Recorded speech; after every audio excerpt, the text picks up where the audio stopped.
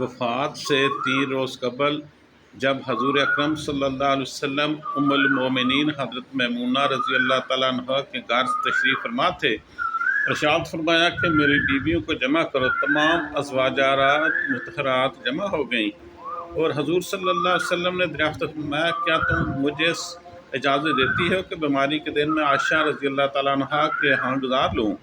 سب نے کہا، اللہ کے رسول آپ کو اجازت ہے۔ پھر اٹھنا چاہا لیکن اٹھ نہ پائے تو حضرت علی ابن طالب اور حضرت فضل بن عباس رضی اللہ تعالیٰ عنہما نے آگے بڑھے اور نبی کریم صلی اللہ علیہ وسلم کو سہارے سے اٹھا کر سیدہ میمونہ رضی اللہ تعالیٰ عنہ کے حجرے سے سیدہ عائشہ رضی اللہ تعالیٰ عنہ کے حجرے کی طرف لے جانے لگے۔ اس وقت صحابہ کرام رضوان اللہ علیہم اجمعین نے حضور اکرم صلی اللہ علیہ وسلم کو اس بیماری و کمزوری کے حال میں پہلی بار دیکھا تو گھبرا کر ایک دوسرے سے پوچھنے لگے، رسول اللہ صلی اللہ علیہ وسلم کو کیا ہوا؟ رسول اللہ صلی اللہ علیہ وسلم کو کیا ہوا؟ چنانچہ صحابہ مسجد میں جمع ہونا شروع ہو گئے اور مسجد شریف میں ایک رش لگ گیا۔ ان حضرت صلی اللہ علیہ وسلم پسینہ شدت سے بہہ رہا تھا۔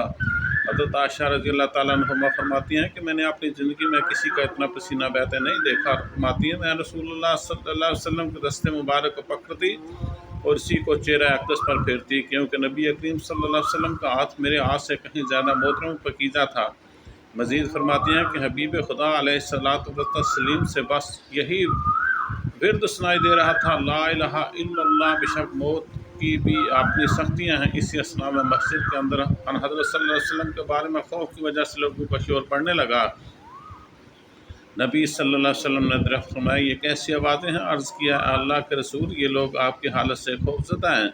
ارشاد فرمایا، مجھے ان کے پاس لے چلو۔ پھر اٹھنے کا ارادہ فرمایا لیکن اٹھ نہ سکے تو آپ علیہ الصلوۃ والسلام پر 7 مشکیزیں پانی کے بہائے گئے۔ تب کہیں جا کر کچھ افاقہ ہوا تو سہارے سے اٹھ کر منبر پر لایا گیا۔ یہ رسول اللہ صلی اللہ علیہ وسلم کا آخری خطبہ تھا۔ آپ علیہ الصلوۃ والسلام کے آخری کلمات تھے۔ فرمایا، اے لوگو، شاید تمہیں میری موت کا خوف ہے۔ سب نے کہا، جی ہاں اے اللہ کے رسول۔ ارشاد فرمایا، اے لوگو، تم سے میری ملاقات کی جگہ دنیا نہیں، تم سے میری ملاقات کی جگہ حوض کوثر ہے۔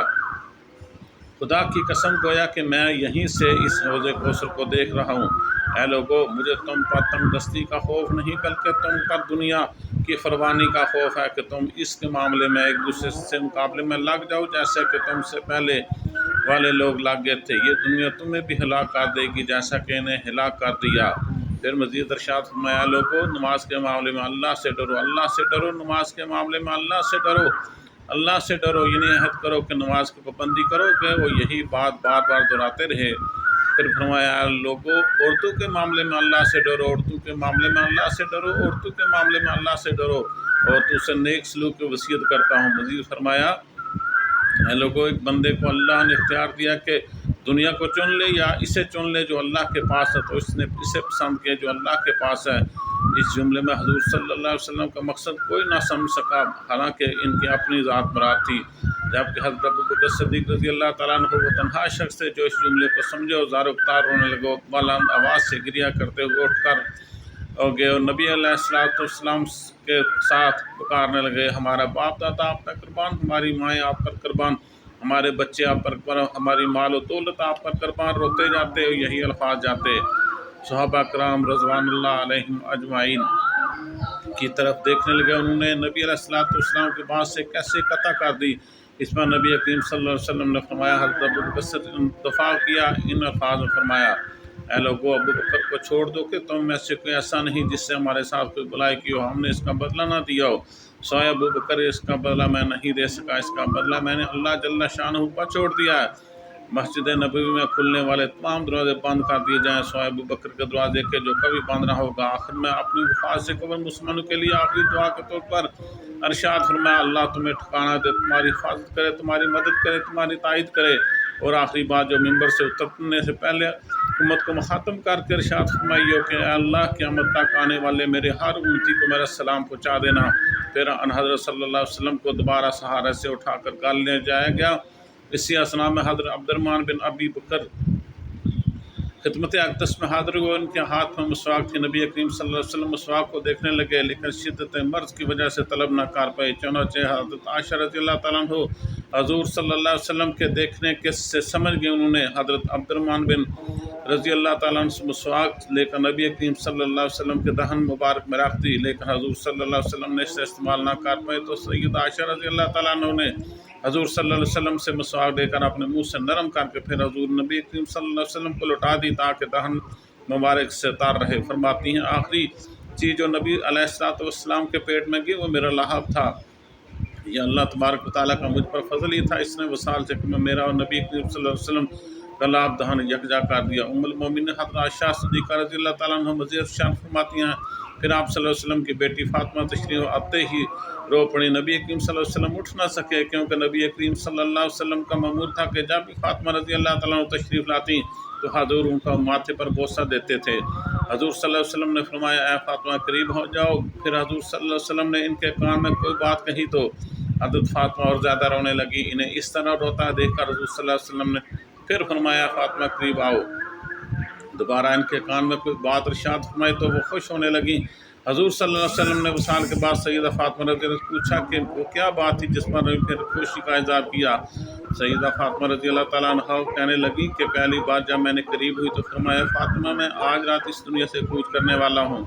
जिस पर ने मैं रो दी। जब उन्होंने मुझे बेतहाशा रोते देखा तो फरमाने लगे, फातिमा मेरे अहल खाना में सबसे पहले तुम मुझसे आ मिलोगी, जिस पर मैं खुश होगी। सैयदा आयशा रज़ियल्लाहु ताला अन्हा फरमाती हैं कि फिर हज़रत सल्लल्लाहु अलैहि वसल्लम ने सबको घर से बाहर जाने का हुक्म देकर मुझे फरमाया, आयशा मेरे करीब आ जाओ। हज़रत सल्लल्लाहु अलैहि वसल्लम ने अपनी ज़ौजा मुतहरा के सीने पर टेक लगाई और आसमान की तरफ बुलंद करके फरमाने लगे, मुझे वो आला और उम्दा रफ़ाकत पसंद है। मैं अल्लाह की अंबिया, सिद्दीकीन, शुहदा और सालिहीन की रफ़ाकत को अख्तियार करता हूँ। सिद्दीक़ा आयशा रज़ियल्लाहु ताला अन्हा फरमाती हैं, मैं समझ गई कि उन्होंने आखिरत को चुन लिया है।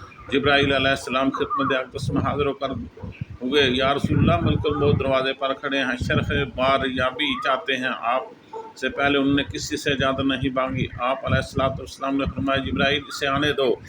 मलकुल मौत नबी करीम सल्लल्लाहु अलैहि वसल्लम के घर में दाखिल हुए और कहा, अस्सलातु वस्सलामु अलैका या रसूलल्लाह, मुझे अल्लाह ने आपकी चाहत जानने के लिए भेजा है कि आप दुनिया में ही रहना चाहते हैं या अल्लाह सुब्हानहु व तआला के पास जाना पसंद कर फरमाते हैं। फरमाया, मुझे आला व उम्दा रफ़ाकत पसंद है, मुझे आला व उम्दा रफ़ाकत पसंद है।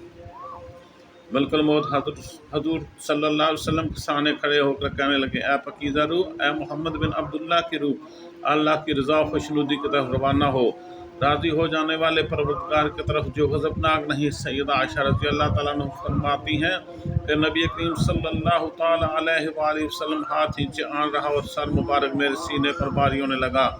मैं समझ गई कि हज़रत सल्लल्लाहु अलैहि वसल्लम का विसाल हो गया। मुझे और तो कुछ समझ ना आया, सो मैंने हुजरे से निकली और मस्जिद की तरफ का दरवाज़ा खोल कर कहा, रसूलुल्लाह सल्लल्लाहु अलैहि वसल्लम का वसाल हो गया, रसूलुल्लाह सल्लल्लाहु अलैहि वसल्लम का वसाल हो गया। मस्जिद आहो नारों से गूंजने लगी। उधर अली करमुल्लाह वजह खड़े थे, वहाँ बैठ के फिर हिलने की ताकत ना रही। उधर उस्मान बिन अफ़्फ़ान रज़ी अल्लाह ताला अन्हु मासूम बच्चों की तरह हाथ मलने लगा। सैयदना उमर रज़ी अल्लाह ताला अन्हु तलवार से बुलंद करके कहने लगे, खबरदार जो किसने रसूलुल्लाह सल्लल्लाहु अलैहि वसल्लम की वफ़ात के बारे में कहा, मैं उसकी गर्दन उड़ा दूँगा। मेरे आका तो अल्लाह ताला से मुलाकात करने गए हैं, जैसे मूसा अलैहिस्सलाम अपने रब से मुलाकात को गए थे।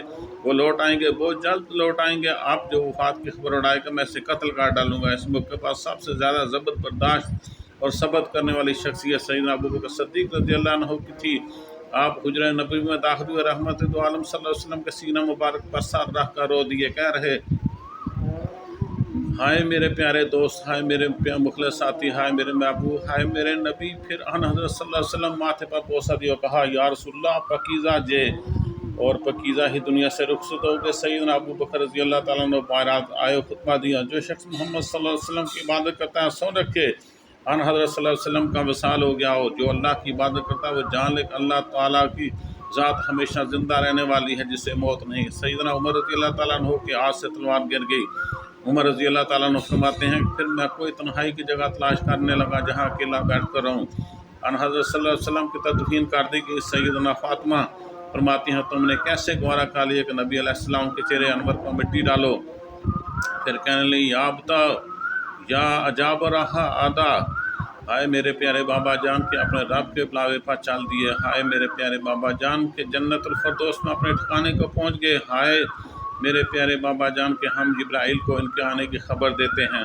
اللہم صلی علی سیدنا و مولانا محمد وعلی آل سیدنا و مولانا محمد وبارک وسلم۔